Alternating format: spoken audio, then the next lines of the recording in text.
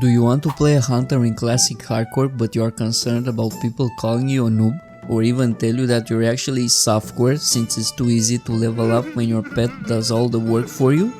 Well, you're in the right place, because I got the ultimate hunter guide for you that will turn you from the irrelevant sidekick of your pet to the actual main character of the story. Playing Beast Mastery is like being the donkey in the Shrek movie. Now don't get me wrong, we all love Donkey, he is cool and funny, but the whole series was still named after Shrek. The whole point of the hardcore challenge is to stay alive as you progress through the game, basically to survive. Now watch this. This is big brain time. All you need to do is play survival. That's really it. It's in the name. I know that's disregarded by many and considered like one of the meme specs of vanilla, but after experimenting for a while, I noticed that's very effective for leveling, and the playstyle it's quite refreshing after only playing the other specs. Right from the get-go, your first ability is a survival melee one. At this point, paladins already hate you while auto-attacking their way to level 60. I really am with you guys on this one, and I hope that Classic Plus will finally do you some justice and give you some offensive melee ability. Playing survival it's more about the mentality than the talents themselves. That's why you can adapt the playstyle while still making your way to level 10. To give you an example, you start off with your ranged attacks as usual, and when the enemy gets close, you don't try to run away and kite them while they might get some free hits on you. No, you actually embrace the melee combat because I am the danger. By doing this, you will build up your defense and melee weapon skills.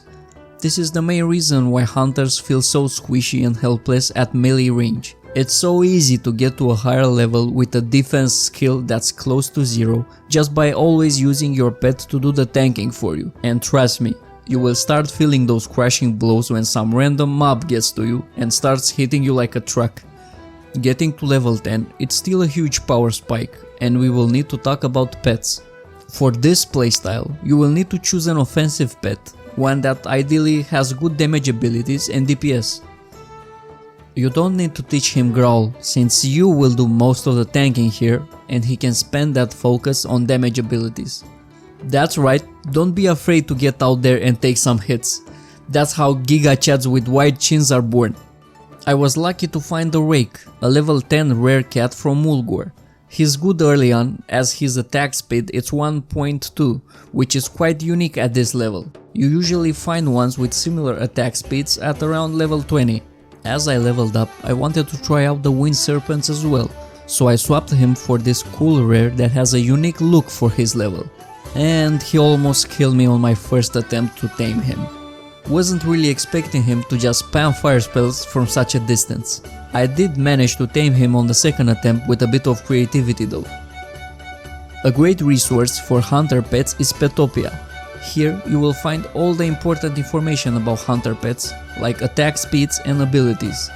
I will leave the link for the classic version in the description. Let's talk about how to use your pet. This is going to be a relief from trying to balance your threat and damage output, because it breaks down to hitting the enemy as hard as possible with your ranged abilities, and when it gets closer, you just hit them as hard as possible with your melee abilities. Nice, simple and easy to follow. Oh, and about the pet, just send him in whenever you remember or leave him on defensive mode. Now that you have a pet, let me show you this one simple trick that will turn you immediately into a better hunter player. Just watch. So that setting your pet to passive when entering a dungeon will drastically reduce your chances of being called a hunter. When it comes to talents, I'd say that you won't need the 3% damage and crit increase initially. That's why I personally go 5 points in deflection. Having a higher chance at completely negating an incoming melee attack is way more significant when you start out. After the first 5 points, we already get into the juicy part, Savage Strikes. This talent gives you 20% chance to crit with your melee abilities, and that's a lot, trust me. Let me show you why I love this talent so much.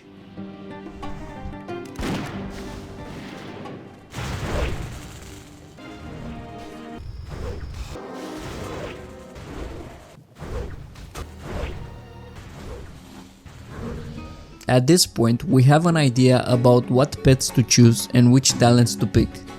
Let's talk about some initial steps that will make your life easier. Save 30 silver to train weapons. You will either need to train bows or guns with 10 silver. That's depending on which race you choose, and additional 20 silver for two-handed swords and axes. This should be enough for now, as this stuff is expensive and you will only need two-handed weapons to take advantage of big crits with Raptor Strike and Mongoose Bite. When it comes to aspects, you should mainly use Aspect of the Monkey, as you will do most of the tanking and it will also help you trigger Mongoose Bite whenever you dodge an incoming attack. At this point, you should have a good idea about the playstyle. Just remember to alternate between ranged and melee abilities in order to maximize your damage.